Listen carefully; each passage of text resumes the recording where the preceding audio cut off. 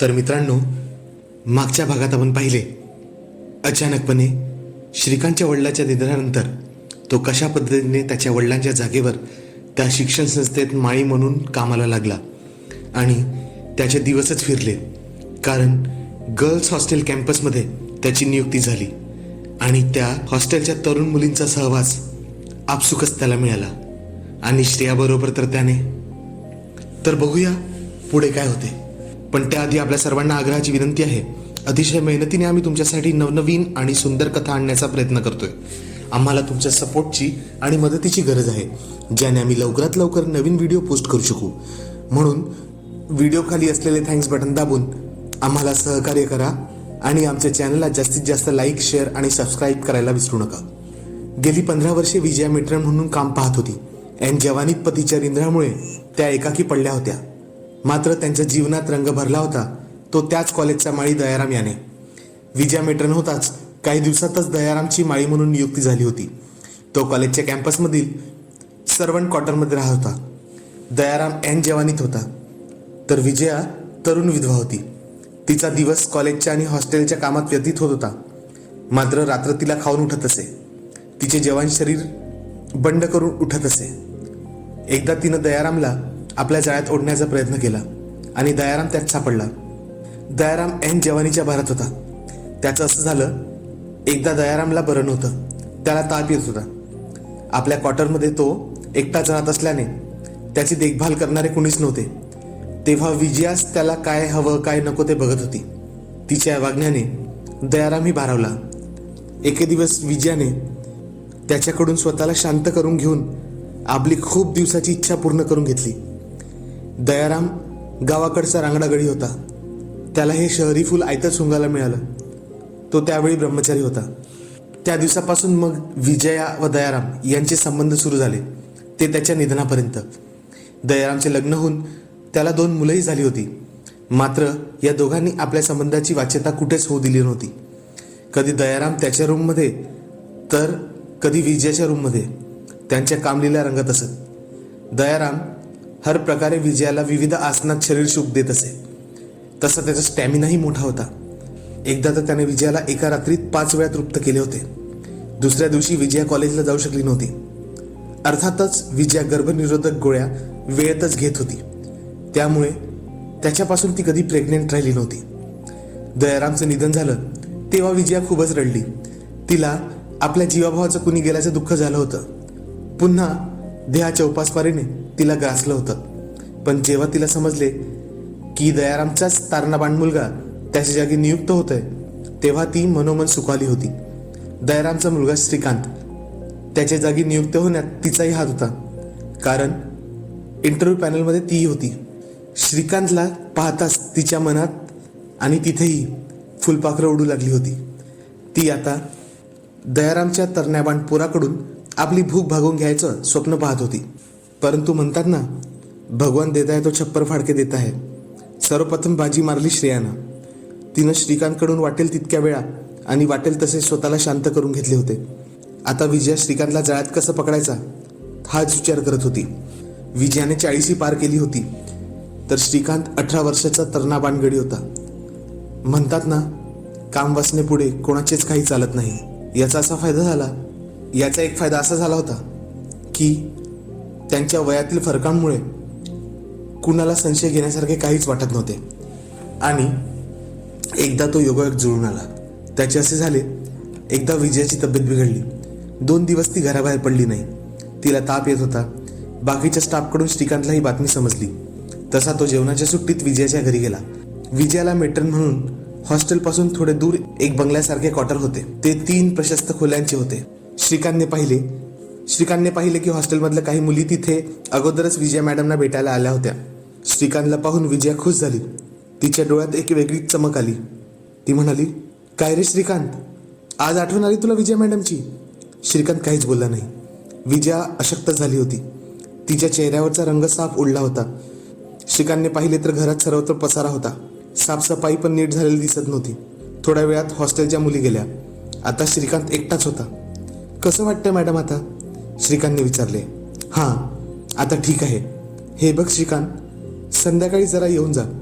घराची साफसफाई करायची आहे, येशील ना? हो मॅडम.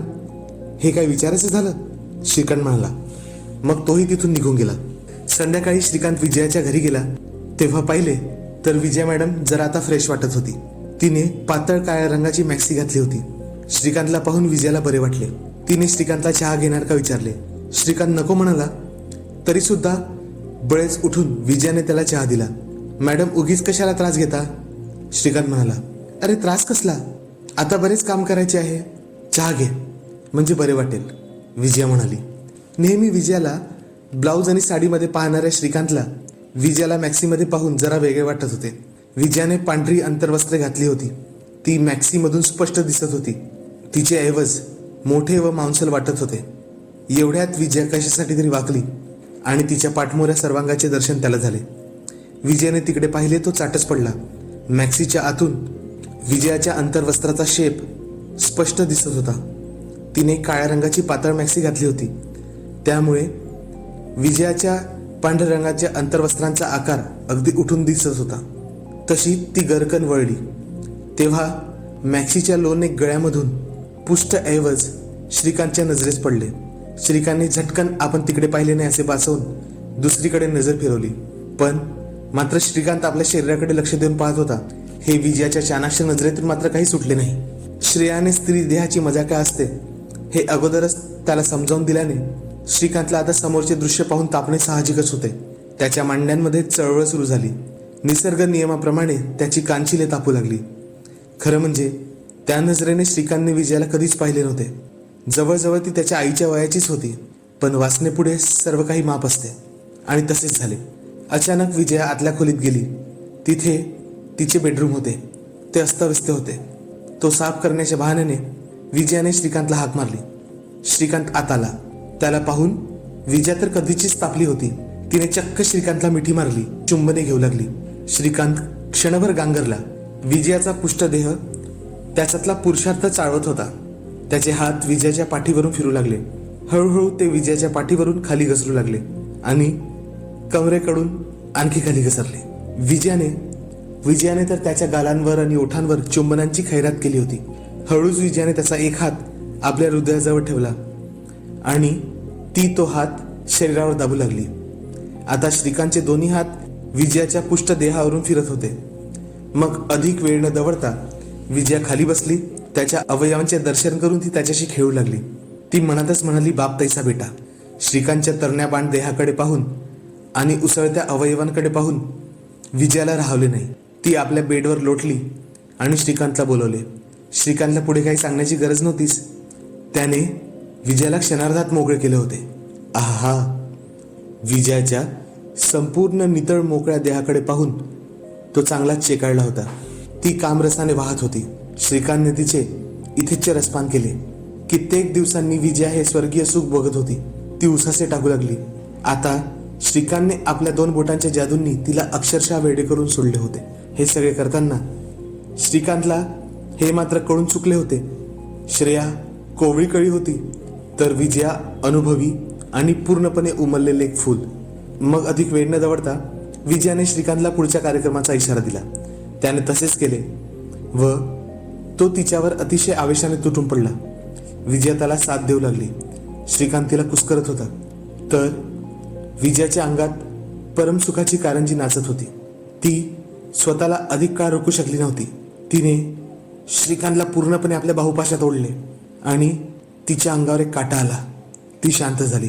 श्रीकांत मात्र कसलेल्या खेळाडूसारखा बॅटिंग करतच होता.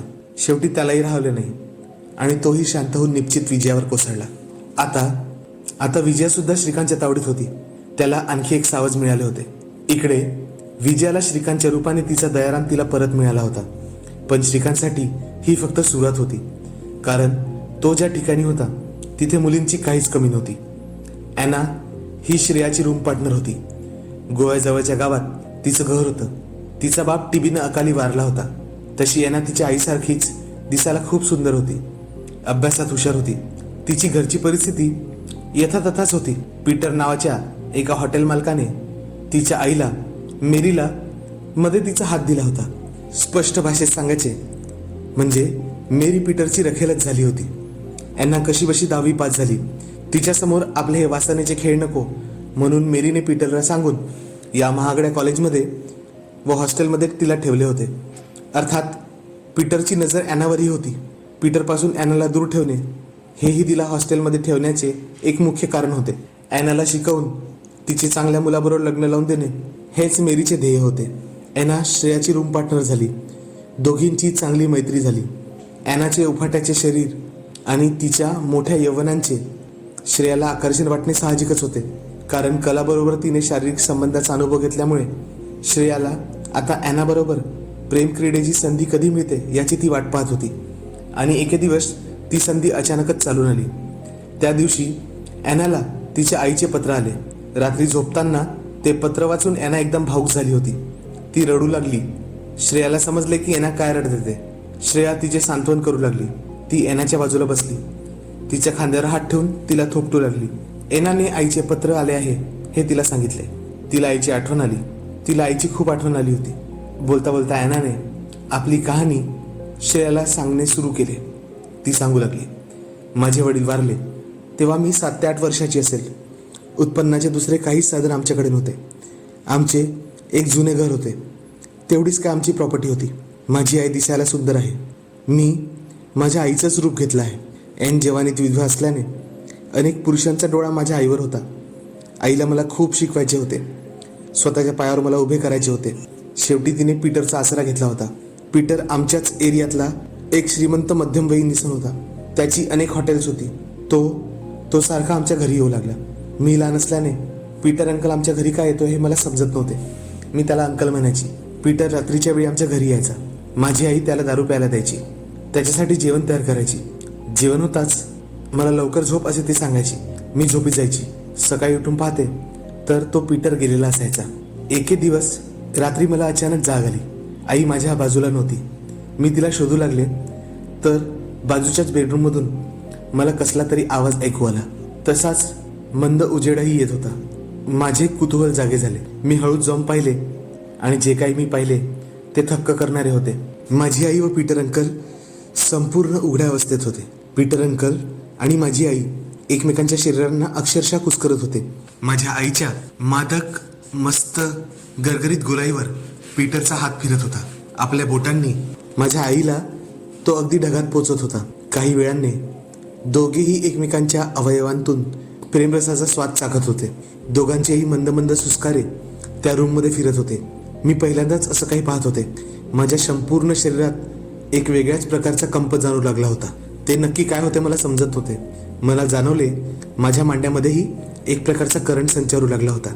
मी माझा हात माझ्या अंडरगार्मेंटमध्ये घातला आणि स्वतःला पहिल्यांदा स्पर्श केला. सारं काही विचित्र होत होतं. असं मला कधीच झालं नव्हतं. माझे हात अचानक तिथेच फिरू लागले. माझ्या शरीरात गोड संवेदना उठल्या आणि मग हात फिरतच राहिले. मला गंमत वाटू लागली. नंतर मी पाहिले की माझी आई पीटरवर उसळत होती व पीटर हाताने तिचे शरीर कुस्करत होता. थोड्या वेळाने दोघांनी आपापली जागा बदलली. जिथे पीटर होता तिथे आई आणि आईच्या जागी पीटर. आणि तोच खेळ बराच वेळ सुरू झाला.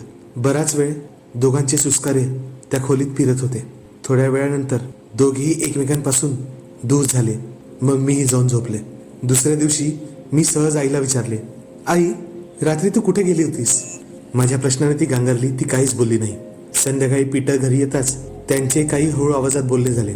त्या दिवसापासून पीटर घरी येईनासं झाला आणि काही दिवसातच माझी रवानगी बेळगावच्या एका हॉस्टेलमध्ये व शाळेमध्ये करण्यात आली. तिथूनच मी 10वी पास झाले आणि तिथून येथे नाशिकला आले. श्रेया आता समजून चुकली होती की ॲनाला हॉस्टेलमध्ये का टाकण्यात आले होते.